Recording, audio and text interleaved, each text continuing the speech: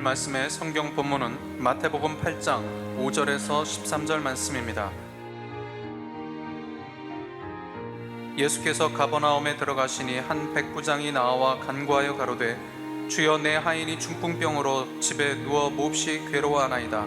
가라사대 내가 가서 고쳐주리라. 백부장이 대답하여 가로되 주여 내 집에 들어오심을 나는 감당치 못하겠사오니 다만 말씀으로만 하옵소서. 그러면 내 하인이 낫겠삼나이다.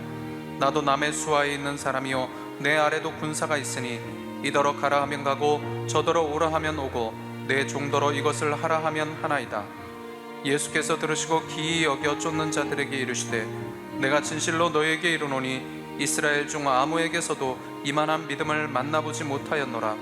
또 너에게 이르노니 동서로부터 많은 사람이 이르러 아브라함과 이삭과 야곱과 함께 천국에 앉으려니와 나라의 본 자손들은 바깥 어두운 데 쫓겨나 거기서 울며 이를 갈미 있으리라.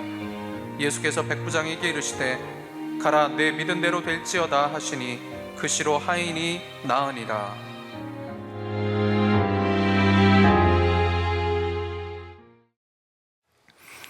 예수님의 마음을 움직이게 한 백부장이란 제목으로 말씀해 드리겠습니다. 사회생활은 대인관계로 이루어집니다. 그러므로 원활하고 성공적인 사회생활을 하기 위해서는 두 가지 요소를 갖추어야 합니다. 남의 마음을 파악하는 것과 남의 마음을 움직이게 하는 것, 이 두 가지입니다. 남의 마음을 간파하려면 그 사람의 언행을 주의 깊게 살펴야 합니다. 그 사람에 관한 정보를 되도록 많이 가져야 합니다. 쉬운 일이 아니지만 노력하면 발전하게 됩니다. 남의 마음을 움직이게 하는 것 역시 노력이 필요합니다. 상대편이 관심을 끄는 데에서 더 나아가 호감을 갖게 하고 혹은 감동을 받도록 처신해야 합니다. 교양 있고 예의 범절을 지키며 주어진 일을 잘 처리하는 능력을 가져야 합니다. 사람의 삶에는 대인관계 이상으로 중요한 것이 있습니다. 하나님과의 관계입니다. 하나님과의 관계에서도 하나님의 마음을 아는 것과 하나님의 마음을 움직이게 하는 것, 이 두 가지 요소를 갖추어야 합니다. 이를 위해서는 반드시 성경을 상고해야 합니다. 하나님의 명령과 약속을 알아야 합니다. 그리고 성경에 등장하는 인물들의 모범을 쫓아야 합니다. 이것이 설교자들이 다루는 주제의 대부분이라고 할 수 있습니다. 오늘부터 이런 관점에서 신약 성경 복음서에 등장하는 사람들을 살펴보도록 하겠습니다. 이 시간은 본문에 나오는 백부장의 처신에서 찾아볼 수 있는 모범을 말씀해 드리겠습니다. 한 백부장이 자신의 병든 종이 치유받도록 예수님께 간청하여 응답받은 사건이 본문에 기록되어 있습니다. 백부장이란 로마 군대의 지휘관으로 100명의 군사를 통솔하는 장교입니다. 백인대의 지휘관입니다. 10개의 백인들을 합친 것을 코호르트라고 부릅니다. 6개의 코호르트가 모여서 레기온을 구성하였습니다. 따라서 한 레기온은 약 6천여 명의 병사로 편제되었습니다. 백부장은 그 당시 로마 군대의 중추적인 요원으로 인정되었습니다. 그들은 부대의 훈련과 검열, 주둔과 전투에 대한 명령 등의 권한과 책임을 지고 있었습니다. 예수께서 잡히시던 날 밤 베드로가 예수님을 잡으려고 다가온 사람들을 향해 칼을 들어 대상의 종을 쳐 그 오른쪽 귀를 떨어뜨렸습니다. 그러자 예수께서 말씀하시기를 네 검을 그 집에 두고 꽂으라. 검을 쓰는 자들은 다 검으로 망한다 하시며 이어서 너는 내가 내 아버지께 구하여 지금 12영 더 되는 천사를 보내시게 할 수 없는 줄로 아느냐 하였습니다.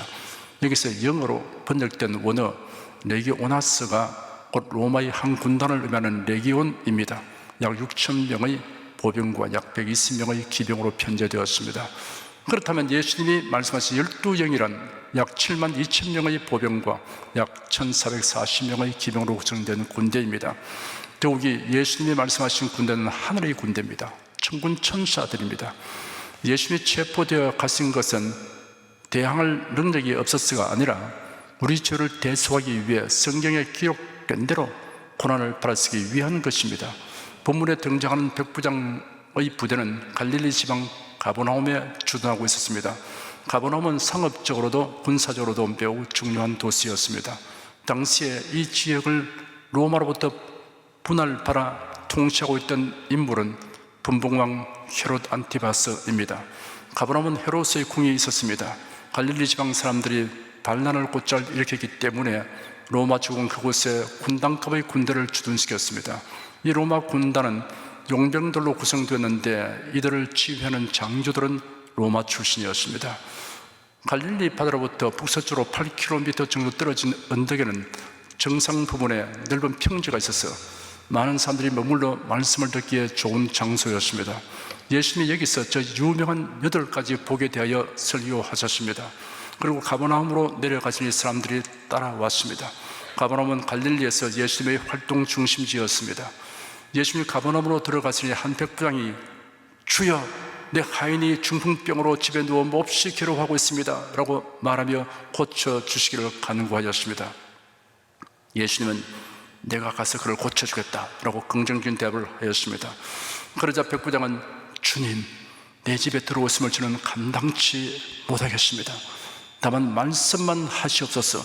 그러면 저희 하인이 낫겠습니다 라고 말했습니다. 그리고 이어서 말하기를 나도 남의 수하에 있는 사람이요 내 아래도 군사가 있으니 이들을 가라면 가고 저들을 오라 하면 오고 내 종들이 이것을 하라 하면 합니다 하였습니다. 예수님이 들으시고 기이 여겨 그를 따른 사람들에게 말씀하셨습니다. 내가 진실로 너에게 말한다. 이스라엘 중 아무에게서도 이만한 믿음을 본 적이 없다.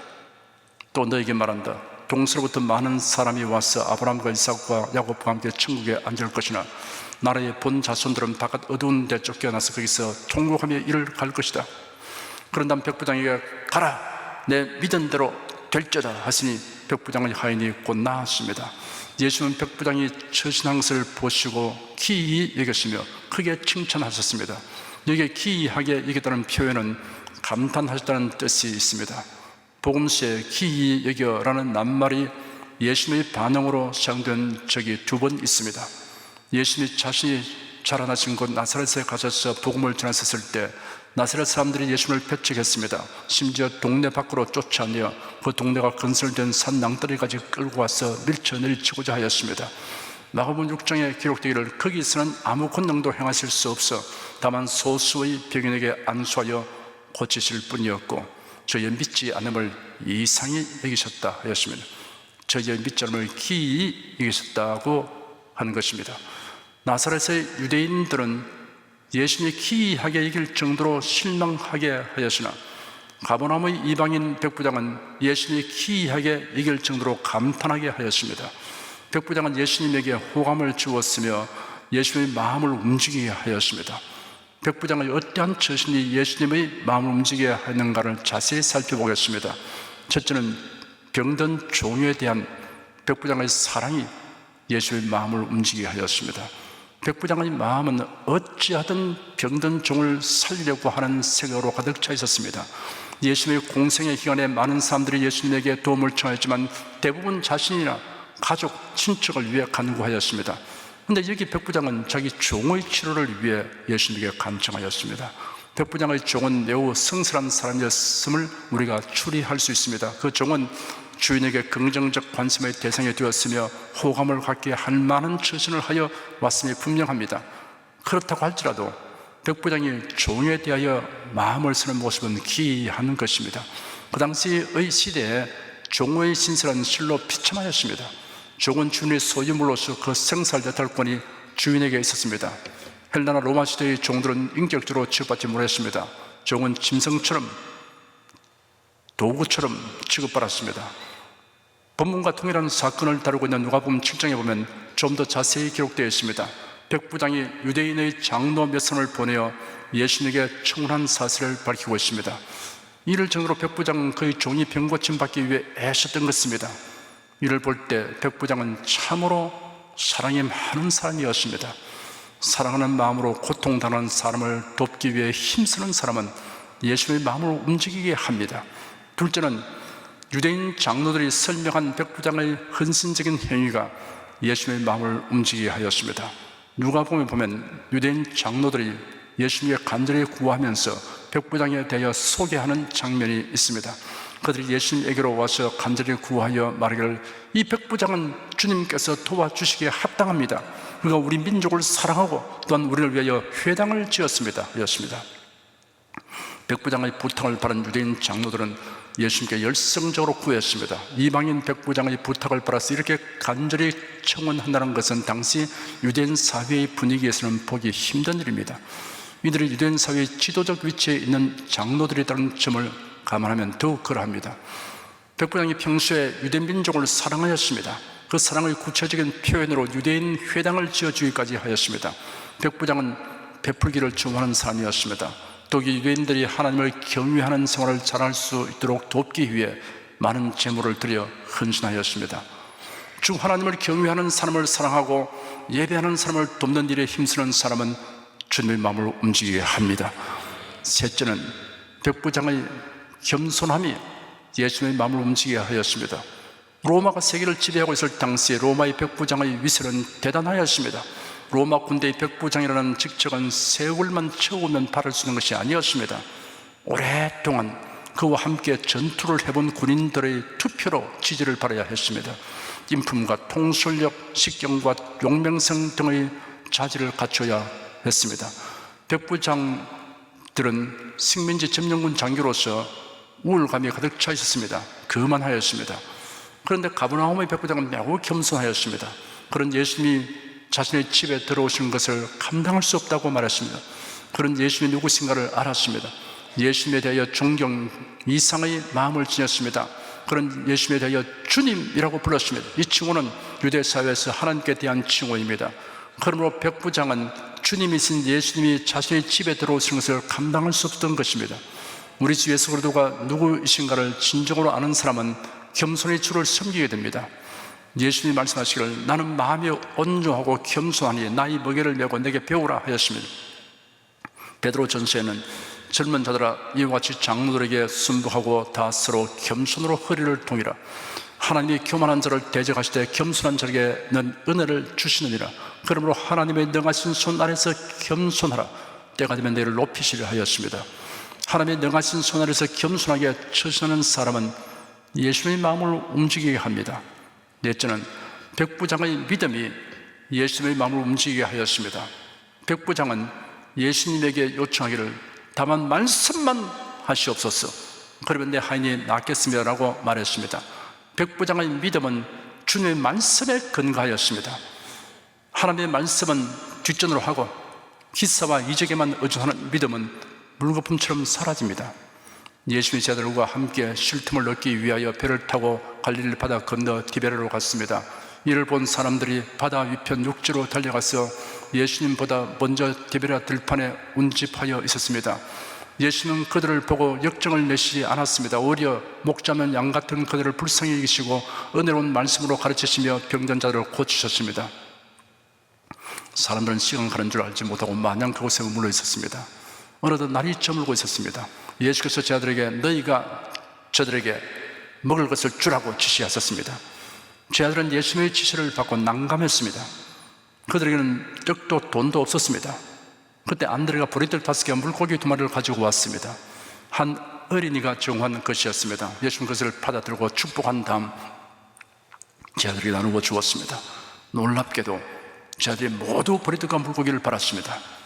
제자들은 무리들에게로 가서 그들이 가진 것을 예수님이 그들에게 하신 것처럼 나누어 주니 떡과 물고기가 계속 생겨났습니다. 무리들이 다 배불리 먹었습니다. 예수님이 제자들에게 남은 것을 버리지 말고 다 거두라 하시니 12광주리에 가득 차게 모았습니다. 예수님은 제자들에게 자신이 무리들을 돌려보낸 동안에 제자들은 배를 타고 건너가도록 재촉하시고 예수님 혼자 기도하러 산으로 올라갔었습니다. 제자들은 배를 타고 가버나움을 향해 노를 저었습니다. 날이 어두워졌고 해변에는 다른 배가 없었기 때문에 제자들은 예수님을 내일 만나게 될 것이라고 생각했습니다. 갈릴리 바다는 서쪽의 지중해와 동쪽의 시리아 사막 가운데 있고 주위에 낮고 높은 산이 둘러싸여 있기 때문에 이상 기류가 종종 발생하였습니다. 그래야 예기치 못한 돌풍 현상이 발생하였습니다. 어두운 밤에 이런 상황에 처하면 불안에 떨게 됩니다. 그때 예수께서 바다 위로 걸어서 배를 향하여 오시는 것을 제자들이 보았습니다. 제자들은 유령을 보는 것으로 생각하고 오히려 더 불안하게 되었습니다. 그들은 급에 질린 채 유령이다! 라고 소리쳤습니다. 그 순간 예수님이 제자들을 향하여 나다! 두려워 마라! 하셨습니다. 그러자 제자들의 마음에 가득하였던 불안은 일시에 사라지고 기쁨이 그 자리를 대신하였습니다. 그들은 반색하며 예수님을 영접하였습니다. 풍파는 잠잠해졌고 그들은 목적지에 이르게 되었습니다. 근심되고 불안할 때 가장 탁월한 처방은 주님께서 곁에 계심을 인식하는 것과 주님의 말씀을 듣는 것입니다. 여러분, 성경을 읽고 내가 여기 있다, 두려워 말아라 하시는 주님의 음성을 듣게 되기를 축원합니다. 어제 기적의 떡을 먹었던 사람들이 그 현장으로 찾아갔습니다. 예수님의 제자들은 어제 날이 어두워질 무렵 배를 타고 갔고 예수님 홀로 산으로 가시는 것을 그들이 보았기 때문입니다. 배는 한 척밖에 없었으니 예수님이 산에 계시다가 아침에 내려와 계실 것으로 그들이 판단했던 것입니다. 그런데 그들의 예상이 빗나간 것을 곧장 알게 되었습니다. 그곳에는 아무도 없었습니다. 그러자 그들이 즉시 배를 타고 가버나움으로 가니 뜻밖의 예수님이 그곳에 계셨습니다. 그들은 반가우면서 한편으로는 놀랐습니다. 도대체 언제 어떤 방법으로 가버나움으로 오신지 알 수 없었기 때문입니다. 그들은 예수님에게 라삐님, 언제 여기 오셨습니까? 라고 질문했습니다. 예수도 그들에게 대답하시기를 내가 진실로 너에게 말한다. 너희가 나를 찾는 것은 표적을 본 까닭이 아니요 떡을 먹고 배부른 까닭이다 하였습니다. 예수는 그들이 예수님을 찾아 나선 동기와 목적이 무엇인가를 그대로 드러냈었습니다. 예수께서 그들에게 기적을 내푸신 이유와 목적은 두 가지였습니다. 첫째, 종일 굶고 있는 사람들을 긍휼히 여기셨기 때문입니다. 둘째, 이사와 기적을 통하여 예수님이 누구이신가를 알게 하려는 것이었습니다. 그들에게 생명의 양식을 주는 구세주라는 것을 알게 하려는 것입니다. 그런데 사람들은 그들이 떡을 먹고 배부르게 된 것만 생각하며 동일한 체험을 갖기를 바랐던 것입니다. 예수님에 의해 기적적인 치료를 경험한 사람들이 무수하게 많았지만 예수님을 구세주로 믿고 영접한 사람들은 많지 않았습니다. 그들이 바란 것은 자신의 소원 성취였기 때문입니다.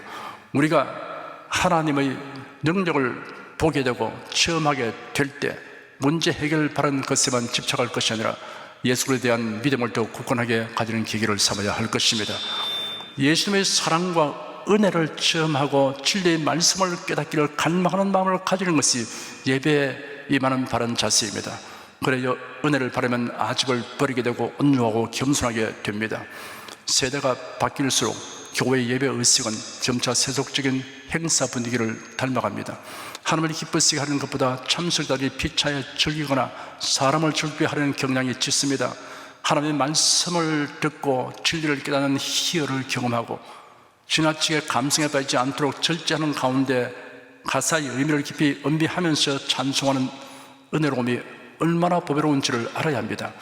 굉음에 가까운 소리를 내고 현란한 춤과 충동적인 몸 흔듦으로 정신이 어수선하도록 하는 행태가 신령과 진정한 예배에는 적절하지 않습니다. 정통 예배는 특별 행사와는 구별되어야 합니다.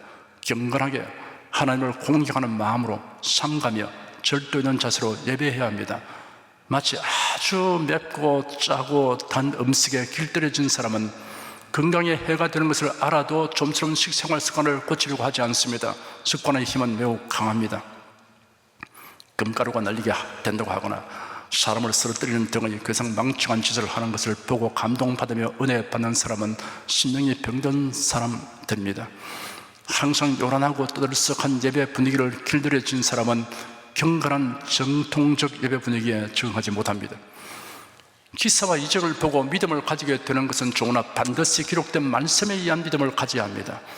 보지 않아도 주님의 말씀만으로 가지는 믿음을 가진 성도가 더 복이 있습니다. 유대인들을 두려워하여 문들을 다 닫고 방 안에 움츠리고 있는 제자들에게 부활하신 예수님이 나타나셨습니다. 제자들은 놀라고 두려움에 사로잡혀서 영을 보는 줄로 생각하였습니다. 예수님이 말씀하시기를 어찌하여 두려워하며 어찌하여 마음에 의심이 일어나느냐, 내 손과 발을 보고 나인 줄 알라. 또 나를 만져보라. 영은 살과 뼈가 없을 때 너희 보는 바와 같이 나는 있느니라 하였습니다. 예수님이 그들에게 못자국 난 손과 발을 보이셨습니다. 그리고 무슨 먹을 것이 있느냐 물으시니 제자들이 구운 생선 한 토막을 드리니 팔아서 그들 앞에서 잡수셨습니다. 예수님의 12 제자 가운데 도마는 그 자리에 있지 않았습니다. 다른 제자들이 도마에게 우리가 주님을 보았다 라고 말했습니다. 도마는 자신이 그 자리에 함께 있지 못한 것을 아쉽게 여긴 것이 아니라 다른 자들이 못 믿을 소리를 하는 것으로 여겼습니다. 도마는 다른 자들에게 너희들에게 나타난 그분이 과연 부활하신 예수님인지 어떻게 확인해 보았느냐라고 물었을 것입니다. 도마는 내가 그 손의 못자국을 보며 내 손가락을 그 못자국에 넣으며 내 손을 그 옆구리에 넣어 보지 않고는 믿지 아니하겠노라 하였습니다. 도마는 자신이 직접 확인하지 않는 한 다른 사람들의 말을 듣고는 믿지 않겠다고 하였습니다. 우리 일상생활에는 이런 확인이 반드시 필요합니다. 세상에는 속이는 사람도 많고 정확히 알지 못하면서도 사실처럼 말하는 일이 많기 때문입니다. 그러나 도마가 예수의 부활에 관하여서는 다른 제자들의 말이 예수께서 하신 말씀과 부합되는 것을 먼저 생각해 보았어야 했습니다. 제자들 대다수의 말이니 무조건 믿으라는 것이 아닙니다. 예수님이 친히 자신의 부활에 대하여 여러 번 예고하셨습니다. 도마는 그 말씀에 근거하여 다른 제자들의 증언을 판단해야 하는 것입니다. 제자들은 일주일 전에 모여있던 그 장소에 여전히 모여 있었습니다. 그들은 아직도 두려움을 떨치지 못하고 문들을 닫고 있었습니다.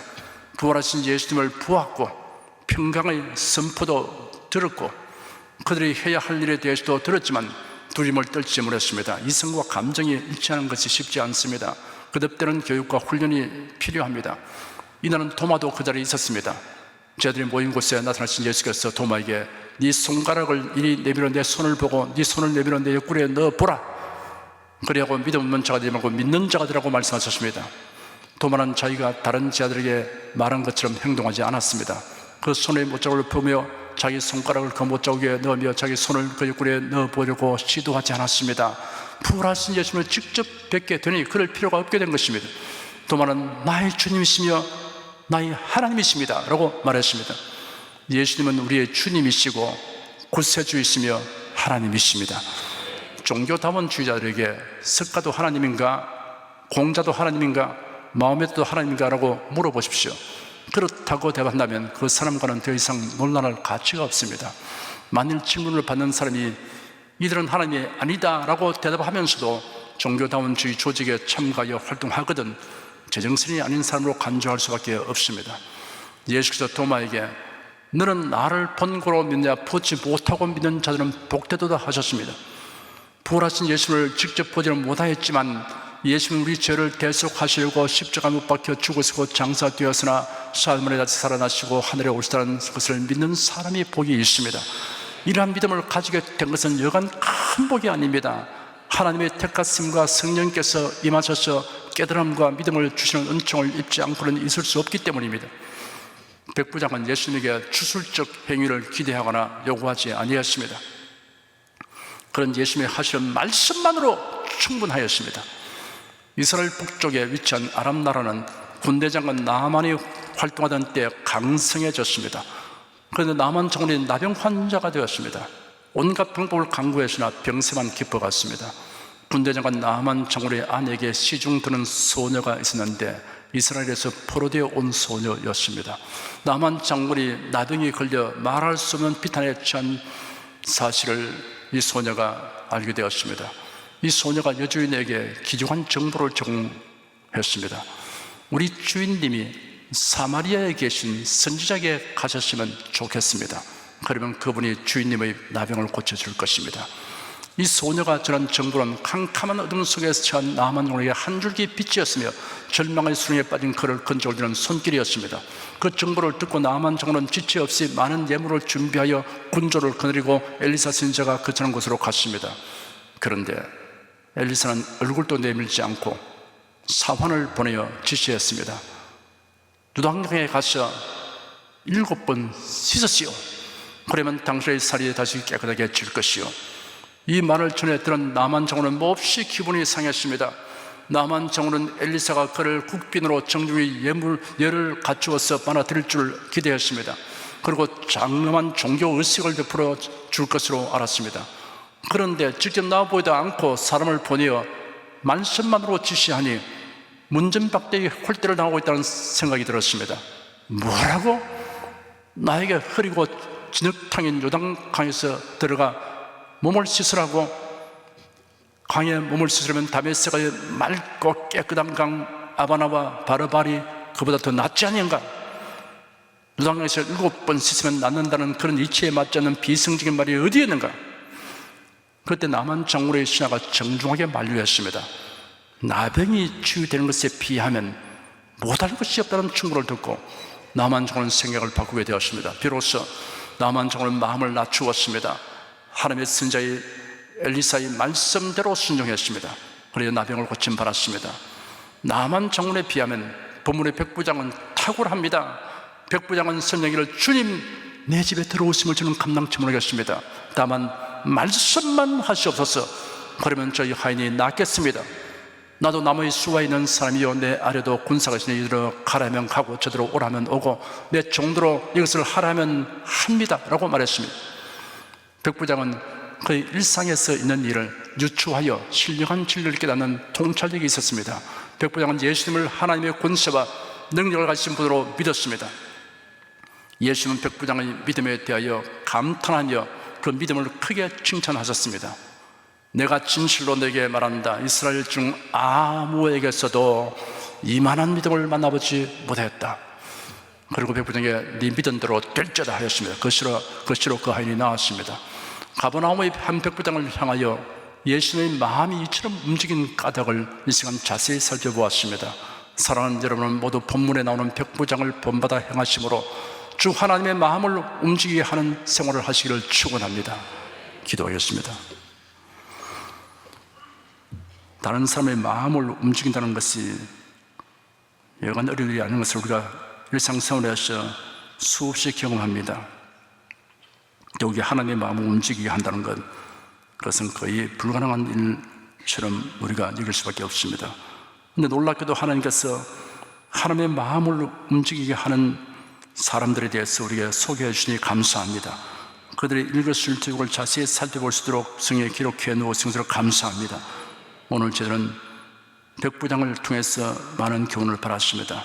우리들이 이를 본받게 하여 주시옵시고 자식에 적용하게 하여 주셔서 하나님의 마음을 감동하게 하는 기이하고 놀라운 일을 행하면서 살게 하여 주시옵소서. 하나님의 깊은 관심을 가지고 애정을 가지고 긍휼히 이기시고 권능의 손을 내미시는 일들을 수없이 경험하며 살게 도와주시옵소서. 예수님 이름으로 기도드립니다. 아멘.